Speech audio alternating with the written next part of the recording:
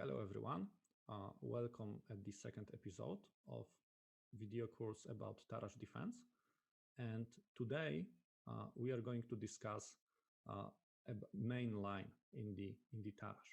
Okay, so let's start from the beginning. D4, D5. So this is just a basic moves. C4, E6. Knight goes to C3. This is the main move. Black plays C5, and you can recognize that we've got a Tarrasch defense. C captures D5, pawn captures D5, and the D5 pawn is it's an isolated pawn. Okay, white uses that Rubinstein plan that we talked about in the first episode, knight C3 and G3, because that bishop from G2 is going to attack the D5 pawn, and G3 also doesn't block white dark square bishop. Okay, black plays knight f6, bishop goes to g2, black prepares castling. This is why they play bishop e7. Okay, castling, and now the main line in Tarrasch is bishop g5, and this is critical position that we talked about last time.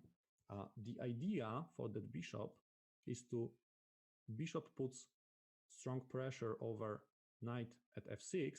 That is an important defender of the isolated pawn in the center at the d5.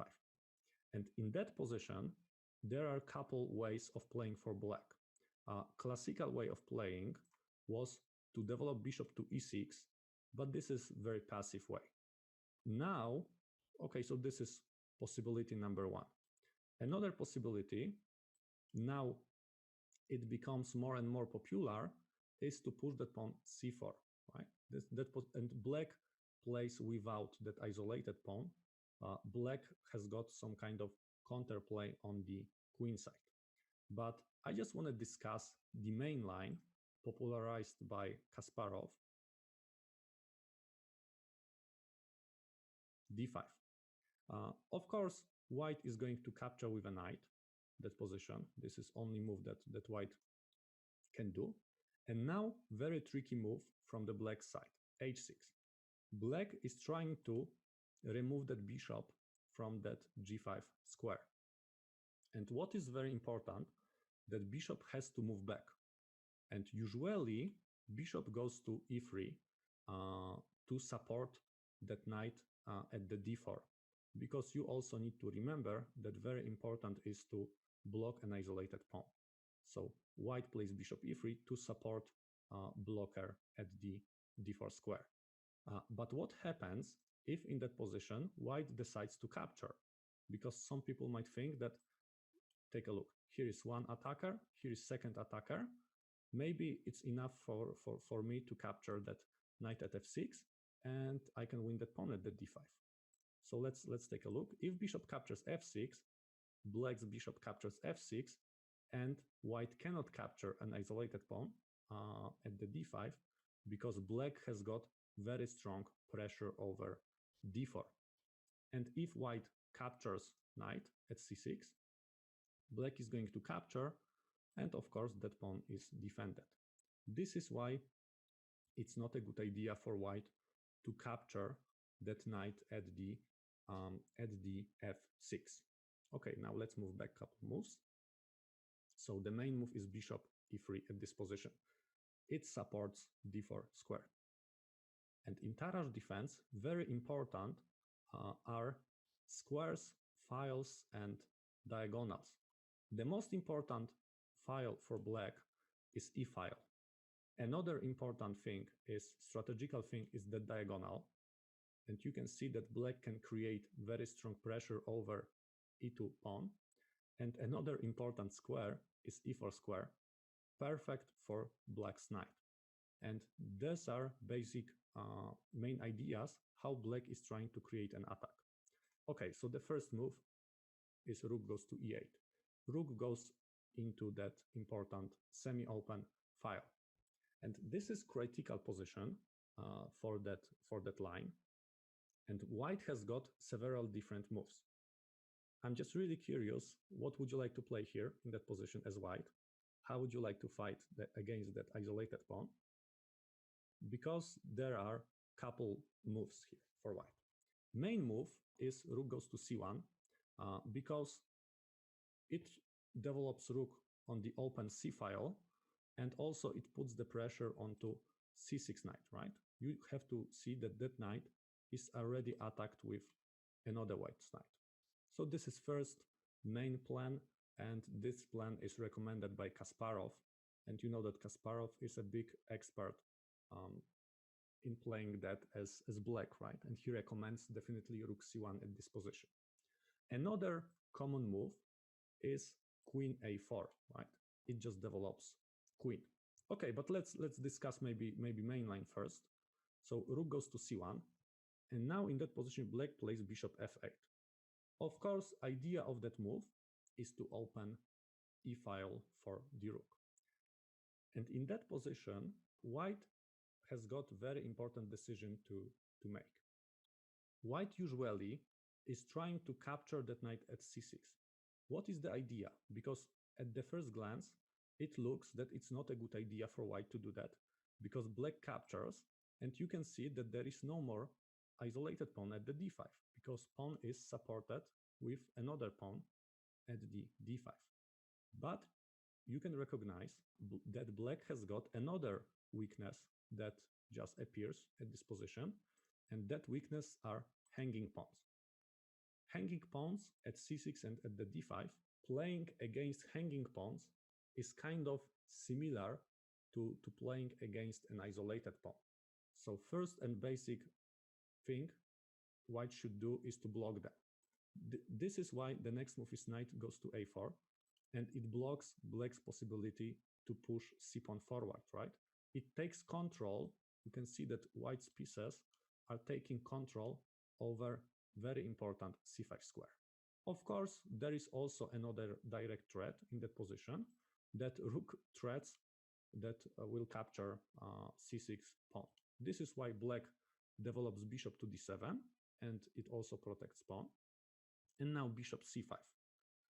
White is trying to exchange bishops, right? Because that bishop is the black dark square bishop is the defender of black squares, right?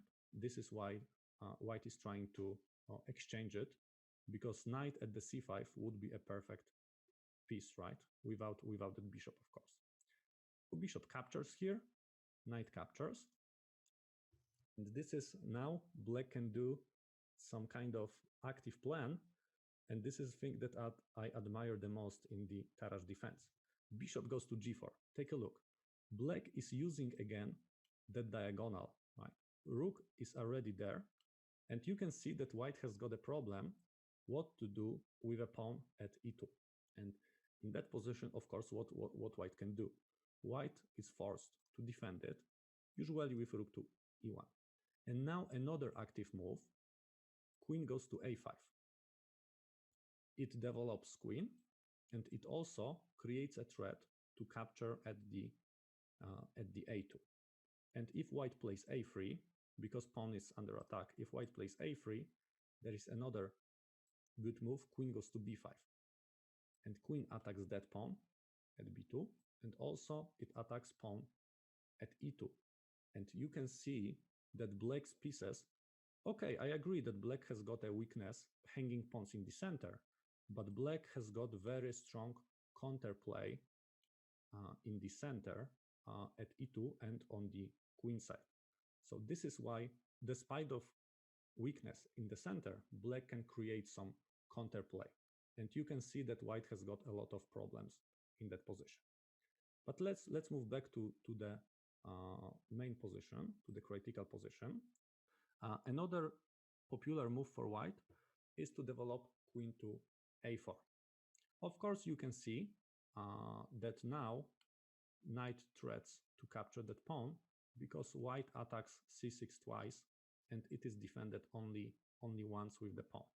So of course, the obvious move in that position is to develop bishop at the d7.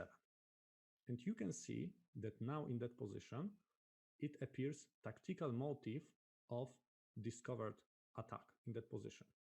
Queen is, there is a threat that black will move knight, it would be the best if knight can attack something, right? And then bishop attacks queen. Okay, white plays rook a d1.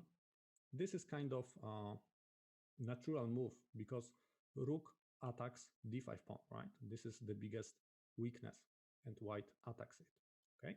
And black plays knight b4. That move, the aim of that move is to defend d5 pawn, right? And now this is tricky way because bishop attacks queen, you can see that. Knight defends d5 pawn, and also another knight defends it here, right? So this is weakness, but this is very well defended weakness.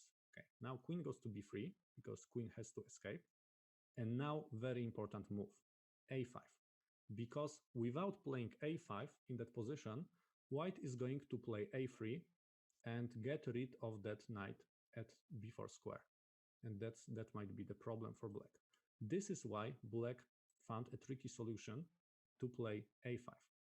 And what would you like to take a second and think of that? What would you like to play in that position if white plays a3? And in that position, after a3, black can play a4, and white's queen is trapped. It cannot go anywhere because pawn attacks white's queen, and it cannot move here because knight controls that square. It cannot go here because knight controls that square. Of course, it cannot capture at d5 because there are two knights. It cannot go to c4 because of pawn from the d5. And of course, it cannot capture that knight because there is black's bishop at e7. a3 is a big mistake, and white's supposed to play in that position a4 instead of playing a3. But in that position, you can see that black's knight this is very good outpost for black's knight at the b4. In that position, black is trying to bring another rook, right? C file in Tarrasch defense is also very important. This is the only open file in that position, and rook works very well here. Knight db5, the idea is very simple, right? Take a look. White has got a huge pressure over d5. Not only rook, but also bishop, also knight, and also queen, right? So this is a very strong pressure over the d5 pawn. What black can do in that position? Black has to defend it. Okay, so bishop goes to e6. And now black also defends it once, 2, 3, 4 times, right? So if there is equal amount, 4 against 4, white cannot capture that pawn. Okay, now white plays bishop d4. You have to know that the best blocker is knight, but the second best is bishop, right? This is why the bishop at the d4 is very good because it attacks here and also it attacks on that diagonal. So what black should do? What would you like to do in that position if there is such a strong bishop? I think that might be a good idea to exchange it, right? According to principle that you should trade down your bad pieces for good pieces of your opponent.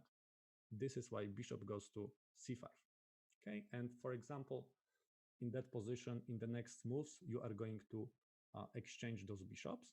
And you can see that black's position maybe is not as active as in the first line we discussed, but black also hasn't got any problems, and black will try to find any counterplay.